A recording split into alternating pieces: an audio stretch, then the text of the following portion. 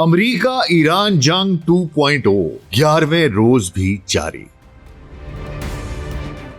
امریکہ کے جنوبی ایران اور ایران کے اردن و مشرق وسطی میں امریکی اہداف پر شدید حملے، 3 امریکی فوجی ہلاک، لاپتہ۔ ٹرمپ کے جزیرہ قشم اور ہرمز پر قبضے کے لیے داؤ پیچ۔ حوثیوں نے بحیرہ احمر میں ایک نیا طوفان برپا کر دیا، سعودی محاصرے کا اعلان۔ دنیا کی توانائی مارکیٹ اور عالمی معیشت کو شدید دھچکا، انشورنس پریمیم آسمانوں پر۔ پاکستان کے لیے کڑی سفارتی آزمائش، جنگ بندی ہو بھی گئی تو کیا وہ دیرپا ہوگی یا جنگ کے تیسرے دور کی تیاری کا وقفہ ہوگا؟ امن ہو پائے گا یا تیسری عالمی جنگ ہی اب دنیا کا مقدر ہے؟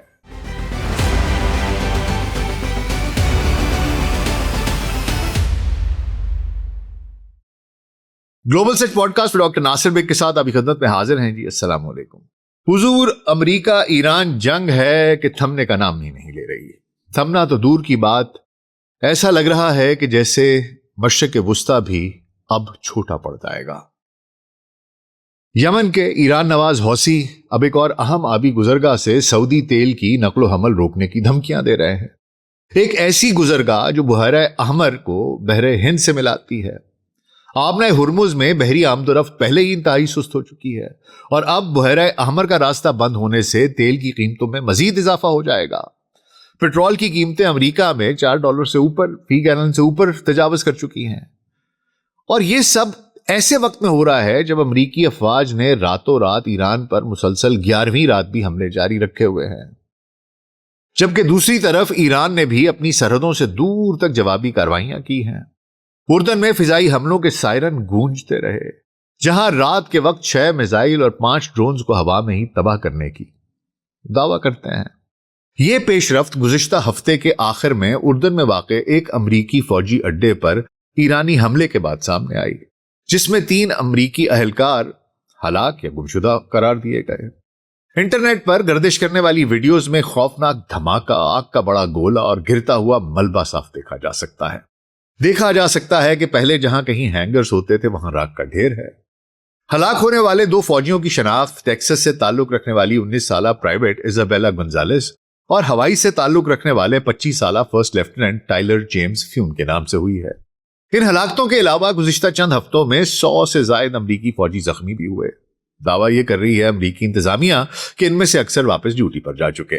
اب تک امریکی حملے ایرانی اقدامات کو روکنے میں صاف دکھائی دے رہا ہے کہ ناکام رہے ہیں، اور اس بات پر سخت سوالات بھی اٹھ رہے ہیں، اور ٹرمپ سے پوچھا جا رہا ہے کہ میاں یہ 5 ماہ سے جاری جنگ کو ختم کرنے کے لیے کیا حکمت عملی تم اپنا رہے ہو؟ ہمیں بھی تو کچھ بتاؤ۔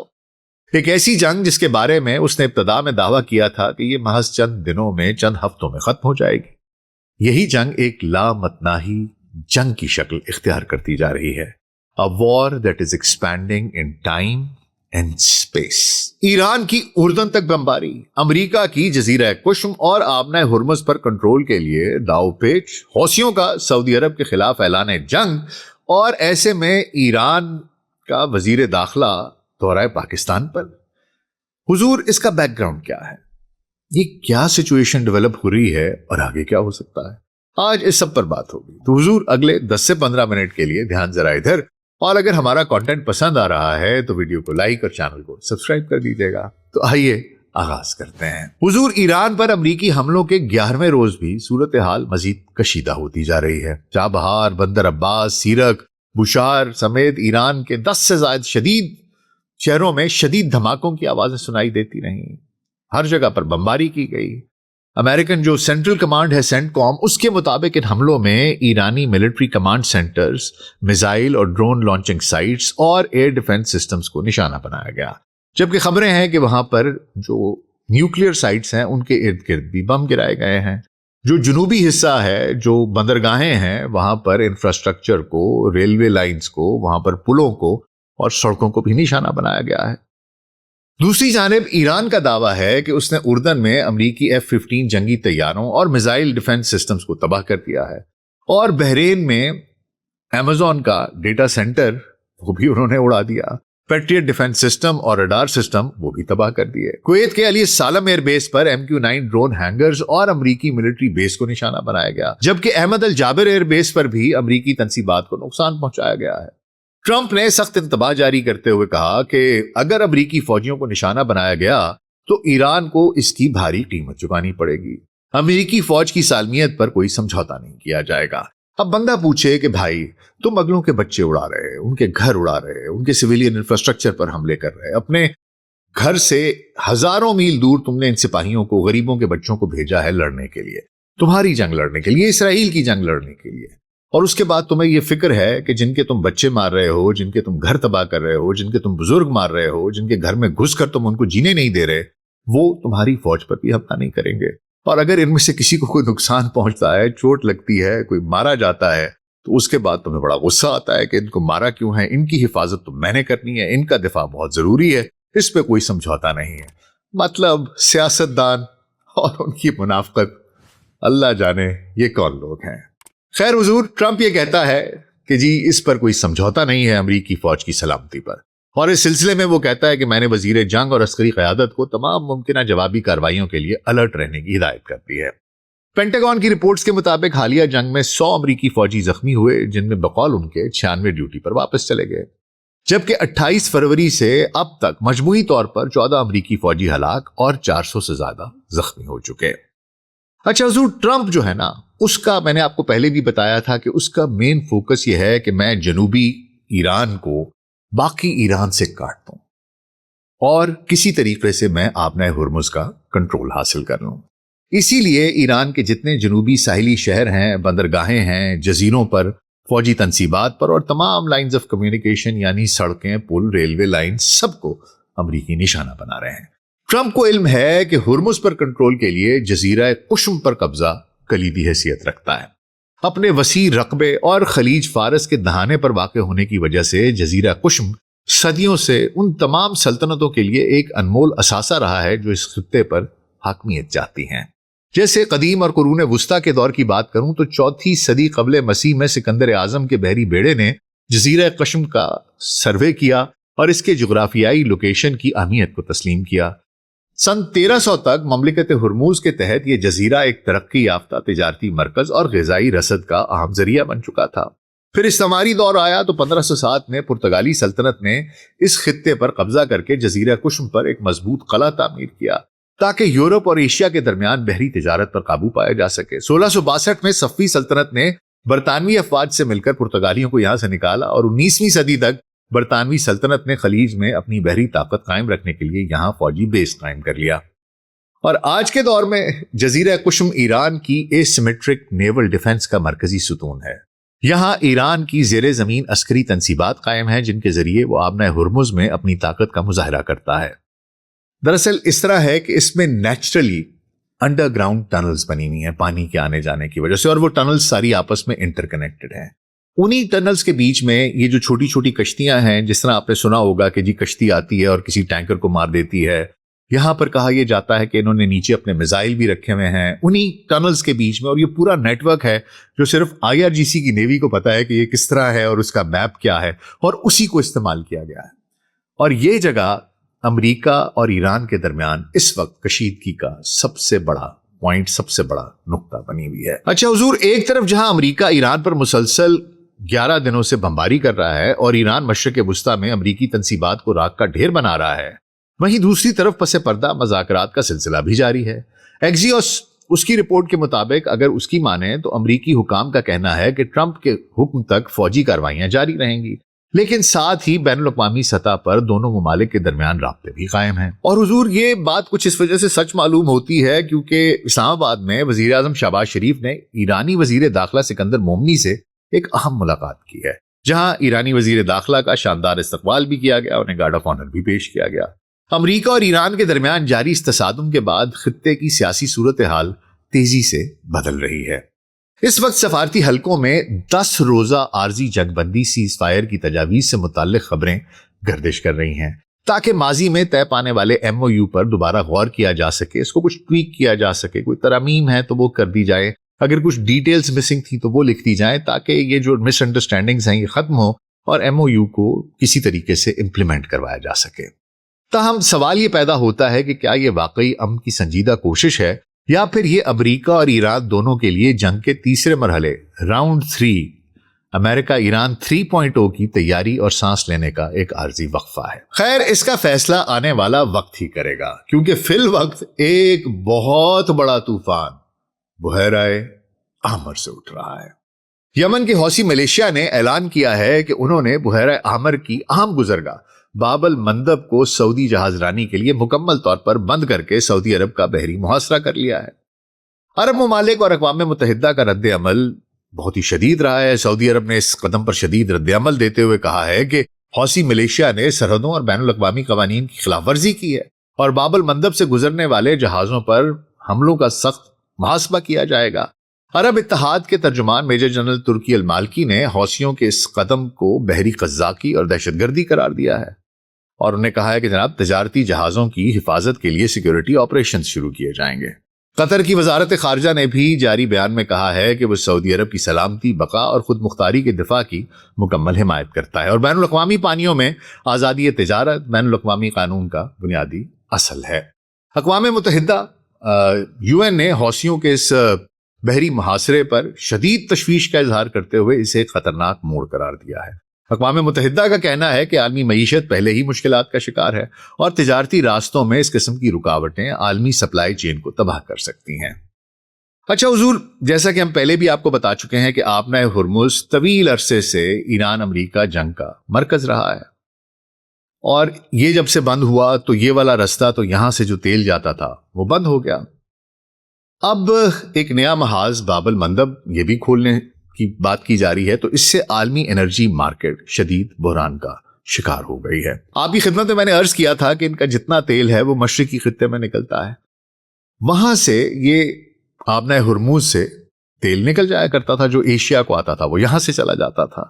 لیکن اس کے علاوہ سعودیوں نے بہت پہلے یہ بھانپ لیا تھا کہ یہ ایک چوک پوائنٹ ہوگا، اسی لیے ادھر مشرق سے لے کے مغرب تک انہوں نے ایک بہت بڑی پائپ لائن ڈالی ہوئی ہے، جس کی تفصیلات میں پہلے آپ کی خدمت میں عرض کر چکا ہوں، اور وہاں سے تیل یہ مغرب تک جاتا ہے اور مغرب میں یمبو کی بندرگاہ ہے اور اس یمبو کی بندرگاہ سے ابھی بھی سعودی عرب تیل ایکسپورٹ کر رہا تھا۔ جو مغرب کو جانا ہوتا تھا، یورپ کو جانا ہوتا تھا، وہ سویز کینال سے نکل جاتا تھا اور جو ایشیا کو آنا ہوتا تھا وہ باب المندب سے چلا جاتا تھا۔ اور یہ باب المندب اس وجہ سے بہت زیادہ امپورٹنٹ ہے سعودی عرب کے لیے۔ اچھا حضور، حوثیوں کی جانب سے اس راستے کی بندش کے بعد بہت بڑی چینجز آئی ہیں۔ عالمی مارکیٹ میں خام تیل کی قیمتیں یکدم اچھل کر $89-90 فی بیرل تک گئیں، آج غالباً 84-85 ہیں، لیکن آپ خود ہی سوچ لیجئے کہ محض 10 دن پہلے یہ صرف $70 کے قریب تھیں۔ اور حضور، اگر باب المندب مکمل طور پر بند ہوتا ہے تو عالمی تیل کی سپلائی میں مزید 7% کمی واقع ہو جائے گی، جبکہ آبنہ ہرمز بحران کی وجہ سے پہلے ہی 10% سپلائی عالمی جو تھی تیل کی وہ متاثر ہو چکی ہے۔ اس کے علاوہ حضور، بحری جہازوں کے انشورنس ریٹ، جو انشورنس پریمیم ہیں، ان میں بے تحاشا اضافہ ہو چکا ہے، کیونکہ خطرہ اتنا زیادہ ہے، وہ اس کو انشور کرنے کے لیے وہ فیس پتہ نہیں کتنے ٹائمز بڑھ گئی ہے۔ پھر حضور، یہ جو تجارتی جہاز ہیں ان کو اگر انہیں کوئی الٹرنیٹو اپنانا ہے تو پھر ان کو بر اعظم افریقہ کے گرد چکر کاٹ کے کیپ آف گڈ ہوپ کا طویل راستہ اختیار کرنا پڑ رہا ہے، جس سے ہر سفر میں ہفتوں کی تاخیر اور کروڑوں ڈالر کے اضافی اخراجات شامل ہو رہے ہیں۔ حوثیوں نے اپنے بیان میں اسے an eye for an eye، آنکھ کے بدلے آنکھ کا نام دیتے ہوئے کہا ہے کہ یہ قدم سعودی عرب کی طرف سے یمن پر طویل عرصے سے قائم ظالمانہ محاصرے کا جواب ہے۔ تاہم 2022 میں طے پانے والا سعودی حوثی معاہدہ اب باضابطہ طور پر ختم ہو چکا۔ حوثی اگرچہ یہ سوچ رہے ہیں کہ وہ صرف سعودی جہازوں کو نشانہ بنا کر مغرب کو الگ تھلگ رکھیں گے یا امریکہ پر پریشر ڈالیں گے، لیکن حقیقت یہ ہے کہ سعودی تیل کی بندش سے امریکہ، چین، برطانیہ اور یورپ سمیت تمام عالمی مفادات متاثر ہو رہے ہیں۔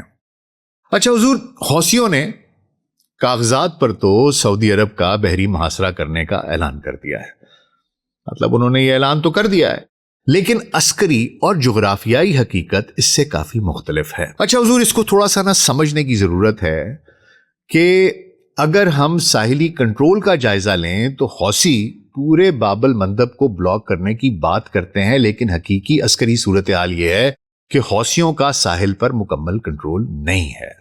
مخا یا موخا بندرگاہ ہے، پھر ایک اسٹریٹجک جزیرہ ہے میون جسے پیرم آئلینڈ بھی کہتے ہیں، وہ اب بھی یمنی حکومت کی فورسز کے پاس ہیں. جو حوثیوں کو فزیکل محاصرے سے، یہ دونوں چیزیں ان کے پاس نہیں ہیں، جس کی وجہ سے ایک بہت بڑی رکاوٹ ہے کہ وہ مکمل فزیکل محاصرہ نہیں کر سکتے. اسی طرح بحری قوت کے لحاظ سے حوثیوں کے پاس روایتی اور باقاعدہ بحری بیڑا ہی موجود نہیں ہے جس کے ذریعے وہ بحری محاصرہ یا نیول بلاکیڈ نافذ کر سکیں. ان کی عملی کارروائیاں جو بھی وہ کر سکتے ہیں وہ اے سیمیٹرک اٹیکس تک محدود ہوں گی. ان کے انسدادی وسائل میں تمام بحری جہازوں کو روکنے یا ان کی تلاشی لینے کی صلاحیت ہے ہی نہیں، بلکہ وہ صرف کس طرح کرتے ہیں، چھوٹے ڈرونز، اینٹی شپ میزائل اور بارود سے بھری کشتیاں استعمال کرتے ہیں. یہی وجہ ہے کہ ماضی میں بھی یہ دیکھا گیا ہے کہ ان کے حملوں کا نشانہ اکثر ایک تو انپریڈکٹڈ ہوتا ہے، پتہ نہیں چلتا کس جہاز کو ماریں گے اور کس کو نہیں ماریں گے، اور ایسے جہاز بھی متاثر ہو جاتے ہیں جن کا اس تنازع سے کوئی لینا دینا نہیں، کوئی تعلق ہی نہیں ہوتا. حقیقت یہ ہے کہ یہ ایک قانونی اور حقیقی بحری محاصرے کے لیے سمندر میں مسلسل فزیکل بحری جہازوں کی موجودگی، جہازوں کو روکنے اور تلاشی لینے کی صلاحیت، وہ جو اس کے لیے درکار ہوتی ہے، حوثیوں کے پاس وہ ہے ہی نہیں. حوثی کیونکہ باب المندب کے سب سے اہم راستے اور جزیرہ میون جسے پیرم آئلینڈ کہتے ہیں اس پر قابض نہیں ہیں، اس لیے وہ سمندر کو مکمل طور پر سیل بھی نہیں کر سکتے. پھر 2024 اور 2025 میں امریکہ اور اسرائیل کے حملوں کے بعد حوثیوں کا عسکری ڈھانچہ کافی حد تک متاثر ہوا ہے. اگرچہ انہوں نے 100 سے زائد جہازوں پر حملے کیے ہیں، لیکن اگر آپ ماضی کا ڈیٹا اٹھا کر دیکھیں تو آپ کو پتہ چلتا ہے کہ ان کے اہداف کا چناؤ غیر متوازن رہا ہے. انہوں نے بہت سے ایسے جہازوں کو پکڑ کے رگڑ دیا، ان کو ہٹ کر دیا جن کا پوری کہانی میں کوئی ذکر نہیں تھا، جن کا پورے فسانے میں کوئی ذکر نہیں تھا، جن کا کوئی تعلق واسطہ نہیں تھا، ان کو بھی پکڑ کے رگڑ دیا.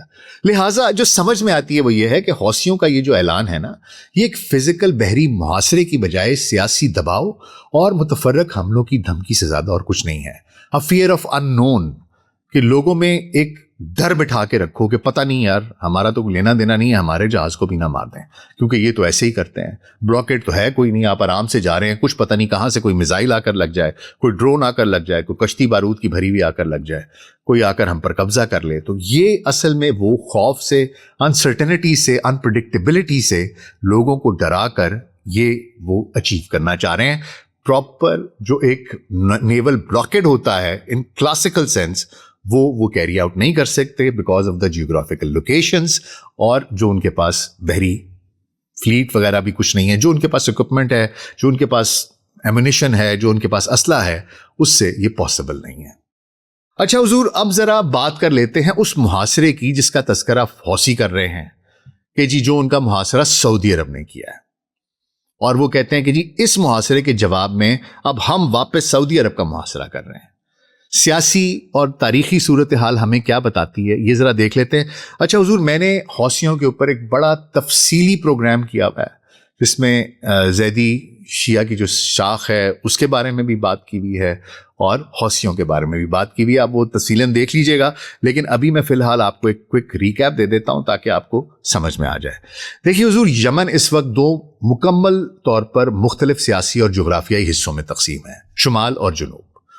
ٹھیک ہے، شمال بمقابلہ جنوب ایک جنگ ہے. شمالی یمن یہ حوثی کنٹرول میں ہے. شمالی حصے پر ایران کے حامی حوثیوں انصار اللہ کی مضبوط حکومت قائم ہے جس کا مرکز صنع ہے.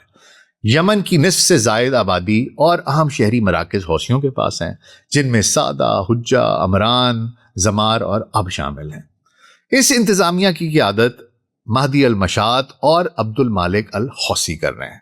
انہوں نے اعلان کیا ہے کہ ماضی کا جو کولڈ پیس تھا، سرد امن تھا، وہ اب ختم ہو چکا ہے اور وہ سعودی عرب کے خلاف اپنی بحری کارروائیاں مزید تیز کر دیں گے. اچھا حضور، دوسری طرف جنوبی یمن ہے جس میں کہ PLC کی قیادت ہے. جنوب میں بین الاقوامی طور پر تسلیم شدہ حکومت پریزیڈینشل لیڈرشپ کونسل PLC کی قائم ہے جسے سعودی عرب کی مکمل حمایت حاصل ہے، اور اس کا عارضی دارالحکومت عدن ہے. اس حکومت کے تحت مارب، شبو، حضرموت اور المہرہ کے علاقے آتے ہیں اور اس کی قیادت ڈاکٹر رشاد العلیمی کے ہاتھ میں ہے. اچھا حضور، اگر ہم تاریخی طور پر دیکھیں تو یمن یہ دو الگ ممالک ہوتے تھے. شمالی یمن جسے کہ جمہوریہ کہتے تھے، اور جنوبی یمن جو کہ مارکسسٹ ریاست تھی، اور 1990 میں یہ متحد ہو گئے. لیکن انضمام کے محض 4 سال کے بعد معاشی محرومیوں کی وجہ سے جو جنوبی حصہ تھا انہوں نے دوبارہ علیحدگی کی کوشش شروع کر دی، جسے شمالی فوج نے سختی سے کچل ڈالا اور جنوب میں تلخی کی بنیاد پڑ گئی۔ پھر حوثی تحریک نے سادہ سے پیش قدمی کرتے ہوئے سنا پر قبضہ کر لیا 2014 میں اور حکومت کو برطرف کر دیا۔ اور حضور اس کے بعد پھر 2015 میں سعودی عرب کی قیادت میں عرب اتحاد نے یمن میں مداخلت کی۔ اس کی وجہ میں نے آپ کو پہلے بھی بتائی ہے، ان کو ڈر یہ تھا کیونکہ سعودی عرب کا ایک بہت لمبا بارڈر ہے یمن کے ساتھ جو وہ شیئر کرتے ہیں، اور ان کو ڈر یہ تھا کہ اگر یہ ہو گیا تو پھر جس طرح لبنان میں حزب اللہ ہے اسی طرح کی یہ حوثی یہاں پر کریٹ ہو جائیں گے جو کہ سعودی بادشاہت کے خلاف کاروائیاں کرتے رہیں گے اور ایران ڈائریکٹلی ان کو بلیک میل کر سکے گا۔ اور حضور یہ جو حوثیوں کی جانب سے باب المندب کی بندش کا جواز سنا پر گزشتہ 1 دہائی سے قائم فضائی اور بحری پابندیوں کو قرار دیا جا رہا ہے۔ وہ کیا ہے؟ 2015 میں دراصل عرب اتحاد نے حوثیوں کو ایرانی اسلحے کی فراہمی روکنے کے لیے سنا ایئرپورٹ اور حدیدہ بندرگاہ پر سخت پابندیاں عائد کر دی تھیں، اور انہوں نے کہا تھا کہ جی یہ اگر ہم کریں گے تو وہاں سے یہ پھر ویپنز آئیں گے، لوگ آئیں گے اور ایک ملیشیا کھڑی ہو جائے گی جس طرح کی حزب اللہ ہے، اور یہاں پر کاروائیاں شروع ہو جائیں گی اور یہاں پر ہمیں امن و امان کا مسئلہ ہوگا۔ اس لیے انہوں نے یہ پابندی لگا دی تھی اور ایک محاصرہ کر لیا تھا۔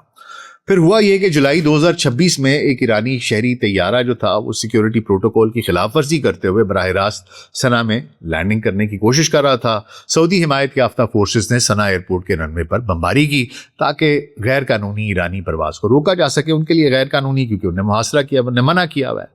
حوثیوں نے اس بمباری کو محاصرے کی شدت قرار دیتے ہوئے پہلے سعودی عرب کے ابھا ایئرپورٹ پر میزائل داغے اور پھر باب المندب کا بحری محاصرہ کرنے کا باقاعدہ اعلان کر دیا۔ تو یہ ساری کی ساری کہانی ہے، بیک گراؤنڈ ہے کہ چل کیا رہا ہے۔ اچھا حضور، اب یہ تمام صورتحال اس بات کا واضح اشارہ ہے کہ امریکہ ایران جنگ اب پورے مشرق وسطیٰ کو اپنی لپیٹ میں لے رہی ہے۔ ایران کا مقصد سعودی عرب پر معاشی اور عسکری دباؤ بڑھا کر امریکہ کو پیچھے ہٹنے پر مجبور کرنا ہے، لیکن اس گیم پلان کا خمیازہ صرف امریکہ یا سعودی عرب ہی نہیں بلکہ چین، پاکستان اور یورپی ممالک بھی بھگت رہے ہیں جن کے تیل کے ٹینکرز اس علاقے سے گزرتے ہیں۔ اور حضور اگر یہ بحران طول پکڑتا ہے تو عالمی معیشت کی تباہی میں بہت بڑا محرک ہوگا۔ تیل کی قیمتیں $100-110 فی بیرل، ہو سکتا ہے $125 فی بیرل تک بھی جا سکتی ہیں، جس سے دنیا بھر میں افراط زر انفلیشن کا ایک نیا طوفان ہو جائے گا۔ سپلائی چین کا مفلوج ہو جانا، کیپ آف گڈ ہوپ کا طویل راستہ استعمال کرنے سے اشیاء کی قیمتوں اور رسد کے وقت میں بے تحاشا اضافہ ہو جائے گا، خرچہ بھی زیادہ ہو جائے گا۔ اچھا حضور، اس ساری صورتحال میں نا پاکستان کے لیے بڑی ٹرکی سچویشن ہے اور بہت ہی نازک صورتحال ہے اور مشکل موڑ پر پاکستان کو اس نے لا کھڑا کیا ہے۔ پہلی وجہ تو یہ ہے کہ پاکستان اپنے تیل کی کل ضرورت کا تقریباً 40% سعودی عرب سے برآمد کرتا ہے، اور دوسرا حضور یہ ہے کہ پاکستان اور سعودی عرب کے درمیان دفاعی معاہدہ بھی موجود ہے۔ اگر سعودی عرب حوثیوں کے خلاف نیا ملٹری آپریشن شروع کرتا ہے تو سوال یہ پیدا ہوتا ہے کہ کیا پاکستان اس جنگ کا حصہ بنے گا؟ اگر پاکستان سعودی عرب کی مدد کو آتا ہے تو اس کے ایران کے ساتھ تعلقات پیچیدہ اور کشیدہ ہو جائیں گے۔ پاکستان نے ماضی میں ایران کو سعودی عرب پر براہ راست حملوں سے باز رکھنے میں بہت اہم سفارتی کردار ادا کیا ہے۔ موجودہ صورتحال میں پاکستان کے لیے یہ ایک سفارتی جنگ سے کم نہیں، بہت بڑا سفارتی چیلنج ہے۔ ٹرمپ کی جانب سے جنوبی ایران کو نشانہ بنانے اور ہرموز پر قابض ہونے کے لیے حملوں کو ایرانی اپنی بقا کی جنگ کے طور پر لڑ رہے ہیں، اور امریکی فوجیوں کی ہلاکت کے بعد ٹرمپ انتظامیہ پر بہت دباؤ ہے اور اس وجہ سے وہ مزید شدید حملے کر رہے ہیں۔ حالات فی الحال شدت اور مزید کشیدگی کی طرف گامزن دکھائی دیتے ہیں۔ ایران کی اگر میں بات کروں تو انہوں نے اردن کو نشانہ بنایا۔ بہت سے لوگ کہتے ہیں کہ اردن کو کیوں، تو کہا یہ جا رہا ہے، اور بہت سے لوگ یہ بھی اعتراض کر رہے تھے کہ اسرائیل کو نشانہ کیوں نہیں بنا رہے۔ تو یہ میں کل ایک تبصرہ پڑھ رہا تھا جس میں کہا یہ گیا ہے کہ ایرانی اس وجہ سے اردن میں موجود جو رڈار سسٹمز ہیں اور ویپنز ہیں ان کو اس وجہ سے نشانہ بنا رہے ہیں کیونکہ وہ فرسٹ لائن آف ڈیفنس ہیں اسرائیل کے لیے۔ بہرحال بہت سے لوگ یہ سوال کر رہے ہیں کہ ان کو بھی بیچ میں انگیج کرنا چاہیے، اور اسرائیل آرام سے بیٹھا ہوا چل کر رہا ہے۔ بہرحال حضور یہ ساری کی ساری چیزیں چل رہی ہیں۔ امریکیوں کے اوپر مزید دباؤ بڑھے گا جب باڈی بیگز آئیں گے، ہم نے آپ کو پہلے بھی بتایا تھا، ان کے فوجی ہلاک ہو رہے ہیں، اور ایرانیوں کو پتہ ہے کہ ہرمز یہ چھیننے کی کوشش کر رہے ہیں، ہمارے جنوبی علاقے کو قبضے کی کوشش کر رہے ہیں، اور یہ ان کو پتہ ہے کہ ان کے لیے ایک ایگزسٹینشل تھریٹ ہے، اور کہانی مزید ایسکلیٹ ہو رہی ہے ٹائم اینڈ اسپیس دونوں میں۔ ایسے میں کیا 10 دن کا امن ہو پائے گا؟ Is it possible? ہم امید اور دعا ہی کر سکتے ہیں کہ یہ کشیدگی مزید نہ پھیلے اور پاکستان سمیت دیگر اسلامی ممالک کی سفارتی کوششوں کے نتیجے میں دونوں فریقین ایک مستقل جنگ بندی، ایک پرماننٹ سیز فائر پر متفق ہو جائیں، کیونکہ سفارت کاری ہی واحد راستہ ہے جو دنیا کو ایک تباہ کن عالمی جنگ سے بچا سکتا ہے۔ آپ کی اس تمام صورتحال کے بارے میں کیا رائے ہے مجھے کامنٹس میں ضرور بتائیے گا۔ اپنا بہت خیال رکھیے گا، شکریہ۔